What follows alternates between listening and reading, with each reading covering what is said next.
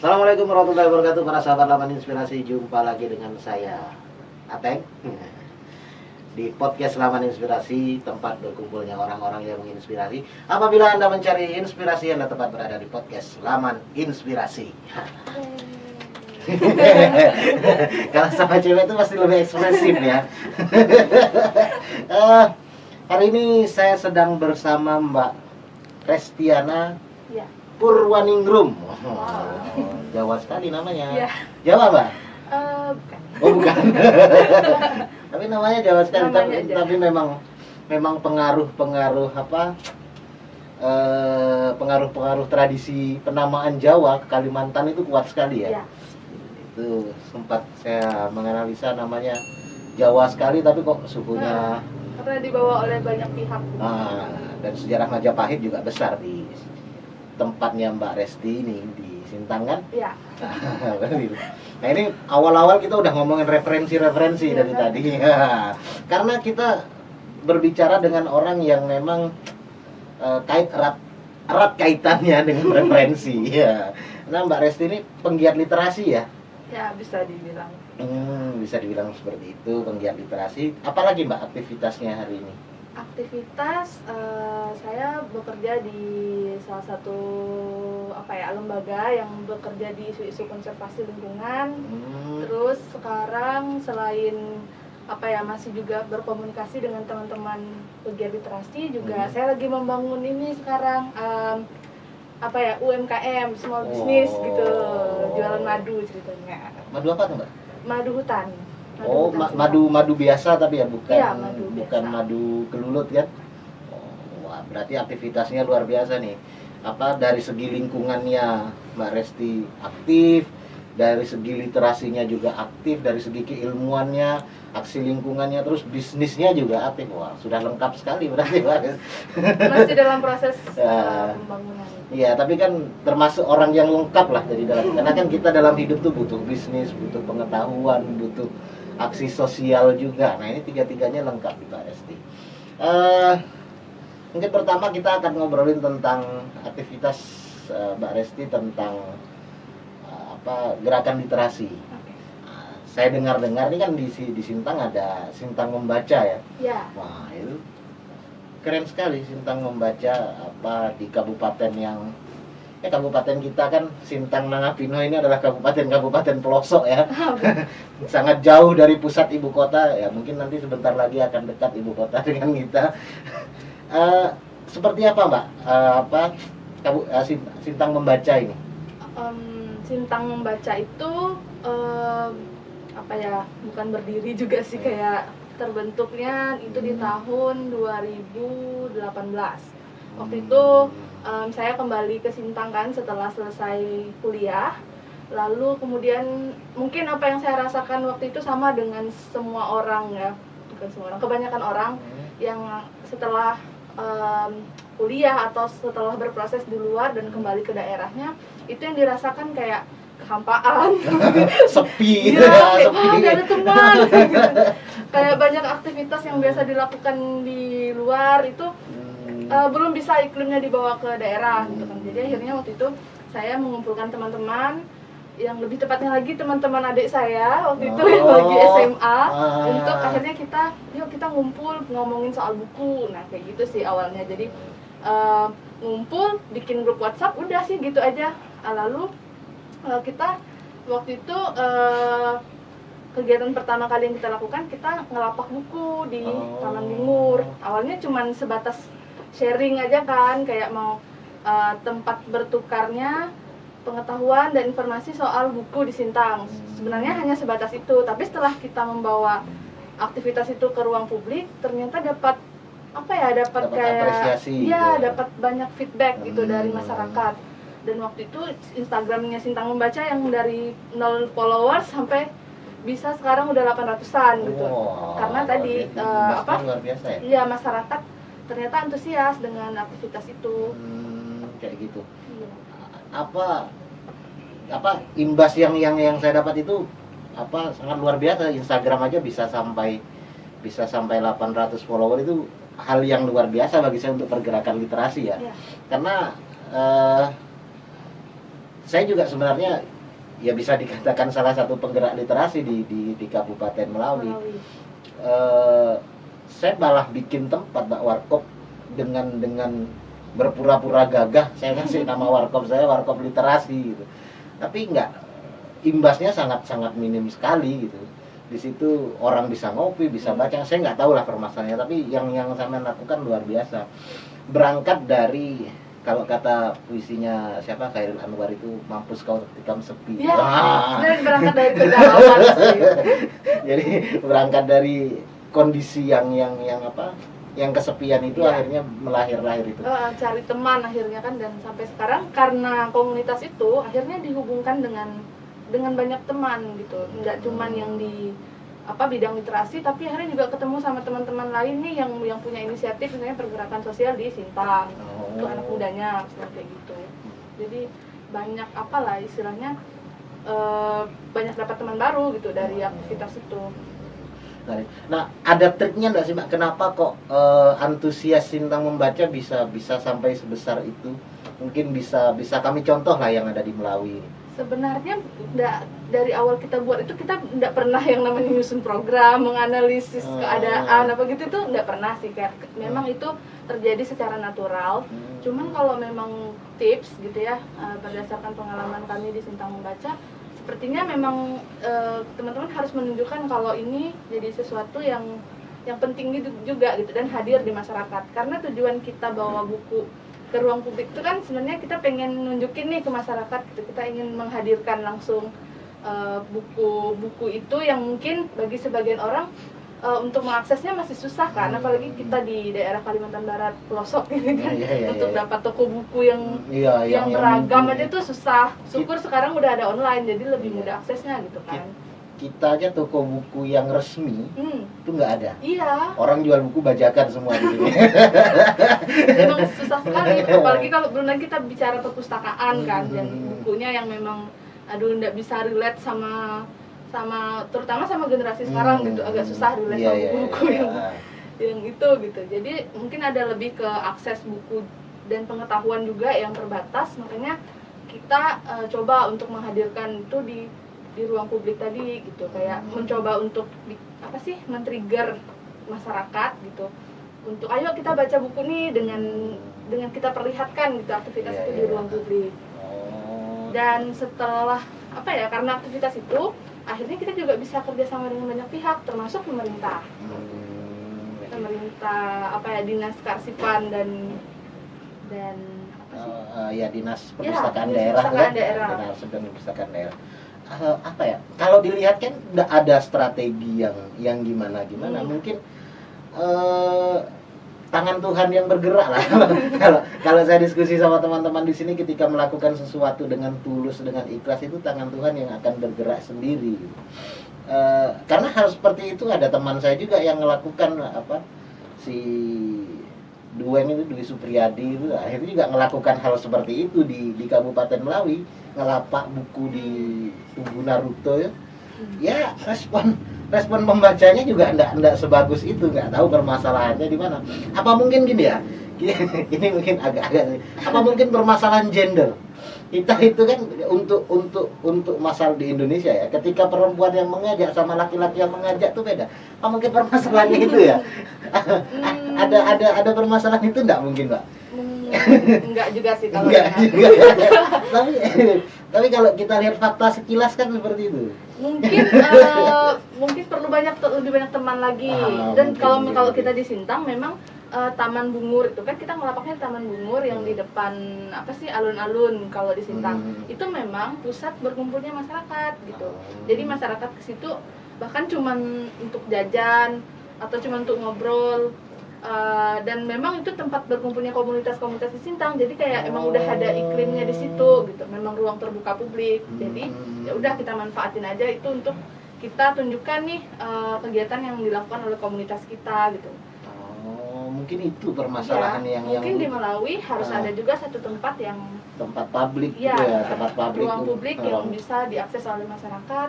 Dan akhirnya dia bisa ngelihat nih alternatif lain gitu, selain dia jajan atau selain dia cuman lihat aktivitas apa kalau kayak di Pontianak kan kita biasa bikin lapak tuh di Taman Digulis, itu kan biasa orang jogging segala macam di situ. Jadi kayak memang tempat publik gitu, tempat yang memang udah ramai gitu, dan kita menyediakan alternatif gitu untuk aktivitas mereka. Oh, tadi ngomong Pontianak berarti terafiliasi juga dengan Kalbar Membaca. Dengan siapa? Iya, sebenarnya ya itu teman-teman kita gitu. Jadi memang karena di Pontianak kita udah mulainya ngelapak itu sama teman-teman pecandu buku waktu itu. Pertama kali ngelapak itu kalau nggak salah 2016 atau 17, itu teman-teman pegiat literasi di Pontianak lah. Kita pertama kali bikin lapakan di Lemlit atau pokoknya daerah Huntan. Waktu itu hujan, terus kita pindah ke salah satu gedung. Nah, disitulah pertama kalinya ada yang namanya lapak buku di Kalbar gitu. Lalu kemudian gerakan itu menyebarlah, jadi tidak cuman pecandu buku atau Kalbar Membaca, tapi lebih banyak lagi gitu. Sampai akhirnya para orang-orang ini kembali ke daerahnya masing-masing, akhirnya buka di mana-mana gitu. Ada perpustakaan jalanan Seponti kalau nggak salah saya, terus yang di daerah lagi Ketapang, banyak lah akhirnya gitu. Karena gerakan itu tadi, dan memang itu pergerakannya juga dimulai dari teman-teman di nasional gitu.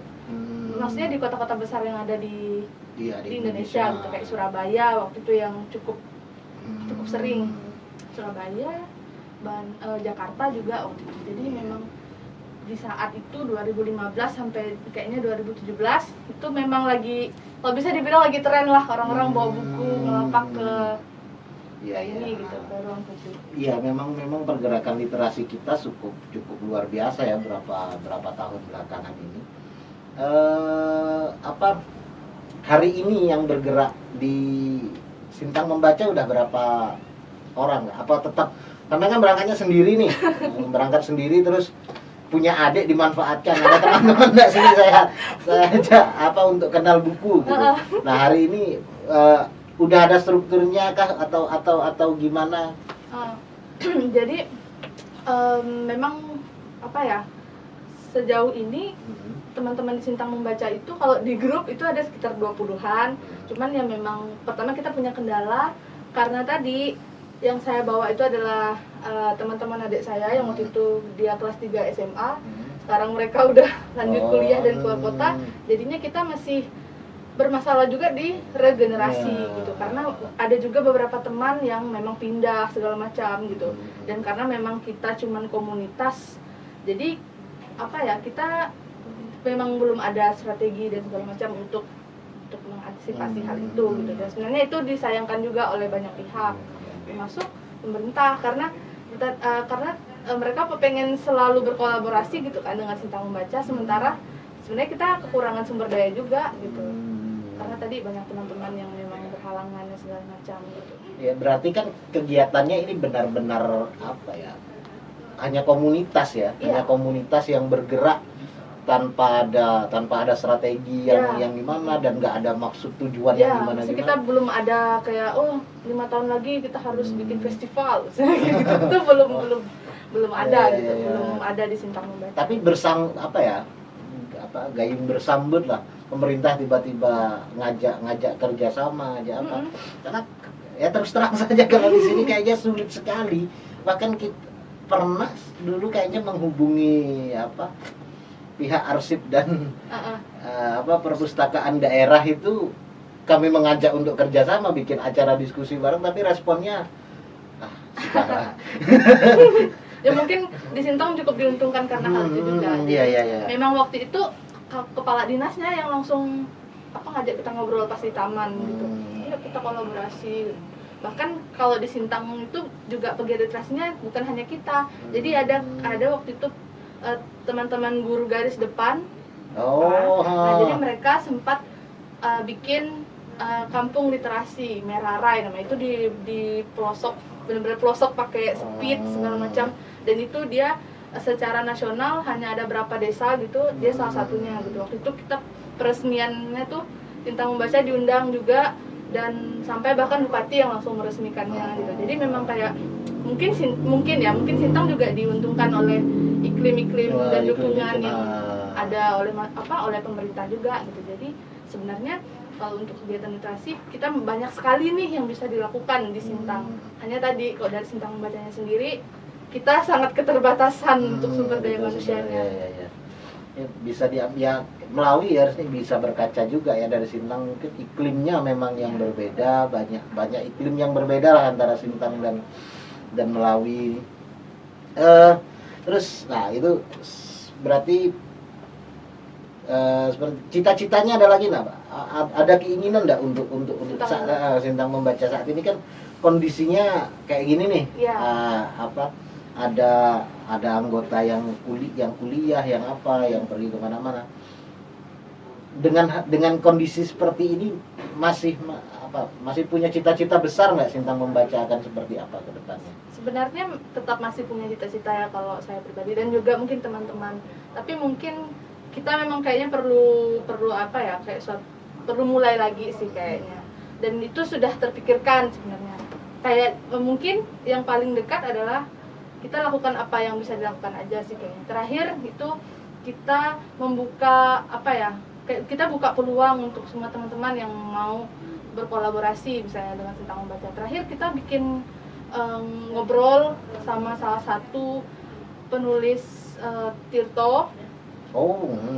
Ya, dia orang Sintang yang kebetulan lagi kerja di Tirto dan waktu itu lagi ada proyek di Sintang. Jadi dia bersedia untuk kita kita ajak ngobrol kayak gini soal kepenulisan, soal gimana sih apakah bisa gitu kita hidup dari nulis gitu. Temanya waktu itu kayak gitu. Jadi sebenarnya kalau untuk kegiatan yang besar-besar, ngelapak atau kayak waktu itu kita sempat bikin kegiatan kolaborasi juga dengan dinas kearsipan dan perpustakaan, itu mungkin untuk sekarang kita masih sangat terbatas. Tapi untuk yang sifatnya ngobrol apa segala macam itu dan sifatnya lebih ke internalnya komunitas, itu sebenarnya masih kita lakukan gitu. Jadi kayaknya untuk beberapa waktu ke depan kita akan lakukan yang sifatnya kecil-kecil dan mungkin impactnya masih ke dalam komunitasnya dulu sih kayaknya.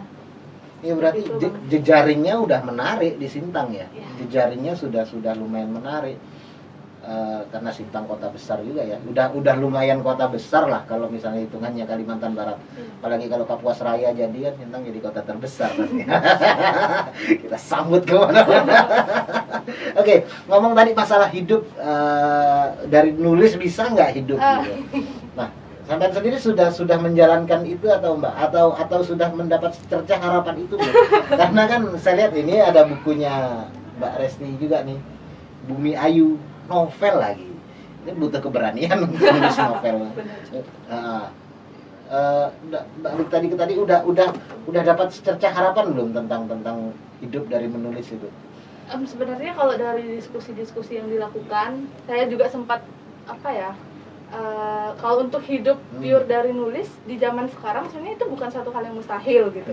Bisa aja gitu, karena kan sekarang kalau kita ngomongin penulisan secara umum gitu ya, udah banyak sekali yang namanya copywriting segala macam gitu. Terus misalnya bisa juga berprofesi jadi editor atau freelance, itu kan banyak sekali dan itu sebenarnya tidak menutup kemungkinan kalau misalnya kita juga punya banyak akses untuk menuju hal itu. Tapi kalau untuk di Kalimantan Barat sendiri, kalau memang benar-benar hidup dari nulis, kayaknya iklimnya masih agak kurang gitu. Kecuali kalau kita bicara kayak si narasumber Tirto itu kan dia di Jogja kan waktu itu memang benar-benar di sana kebutuhannya banyak gitu. Kalau untuk di Kalbar sendiri, kayaknya kita masih perlu berproses lah gitu. Kita butuh bangun ekosistemnya dulu ya kayaknya. Butuh perjuangan berat untuk bangun ekosistem itu. Nah, ngomong-ngomong novel itu cerita apa, Mbak? Baru sekilas saja untuk bikin penonton kita atau pendengar kita ini penasaran dan mau beli bukunya. Sebenarnya itu cerita tentang secara sederhana Bumi Ayu itu kenapa namanya Bumi Ayu?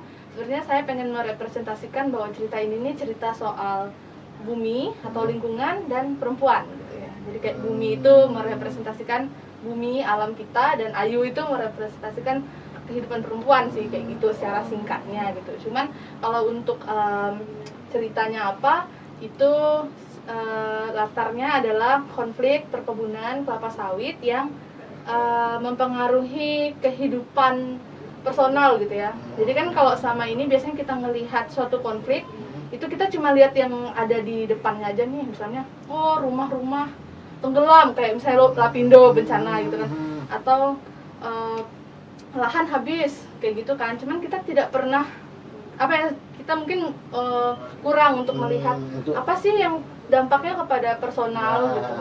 Misalnya ada ingatan masa kecil atau kenangan masa kecil yang hilang misalnya karena perubahan fungsi lahan misalnya kayak gitu kan, atau ada yang tiba-tiba putus sekolah segala macam. Itu kan hal-hal yang hanya bisa dialami oleh personal yang mengalami itu gitu kan, dan kita jarang sekali melihat itu di dalam satu konflik gitu. Sebenarnya yang pengen saya angkat di Bumi Ayu itu adalah sisi personalnya itu, gimana sih konflik itu mempengaruhi kehidupan pribadi atau personal orang-orang yang mengalaminya gitu kan. Pasti kita punya trauma psikologis masing-masing orang kan beda-beda gitu. Berarti ini kisah nyata, Pak? Sebenarnya Diambil misalnya bukan kisah nyata sih. iya. Yang saya maksud ada pengalaman traumatik tersendiri, terus itu diangkat dijadikan ide atau gagasan. Iya sebenarnya. Iya, bisa gitu. ya. Kalau untuk konfliknya itu saya ambil dua kasus gitu, kayak studi literaturnya lah kayak gitu. Dua kasus di Seruyan sama di daerah Bengkayang yang di daerah Jagoi Babang. Nah itu lalu kalau yang lain, nah itu juga kalau untuk latar tempat segala macam itu sebenarnya saya banyak terinspirasi dari kampung halaman gitu, setting tempatnya segala macam gitu. Menarik ya, apa untuk melihat suatu masalah, kita kan selalu manusia kadang kita nulis tuh ingin menangkap suatu hal yang besar-besar gitu, ingin menangkap hal yang besar-besar. Nah, Mbak Resti ini menangkap hal yang kecil, yang sisi terkecil dan terdalam dari manusia. Itu menurut saya menarik sih, karena hal itu bisa jadi imbasnya bisa jadi kita lebih mengerti manusia lain menurut saya, karena ngambil sisi terdalamnya manusia gitu. Emang sengaja gitu atau punya misi nggak sih, kenapa kok ngambil sisi terdalam manusianya? Bukan kebiasaan penulis nih kan nangkap hal yang besar nih, ada peristiwa ini ditangkap hal besarnya dibikin gimana. Nah sampai sudut pandangnya terbalik nih, ngambil sudut terkecilnya gitu. Karena sebenarnya saya tuh sangat suka sama psikologis. Gemar sekali dengan sisi terdalamnya manusia, karena menurut saya manusia tuh sangat kompleks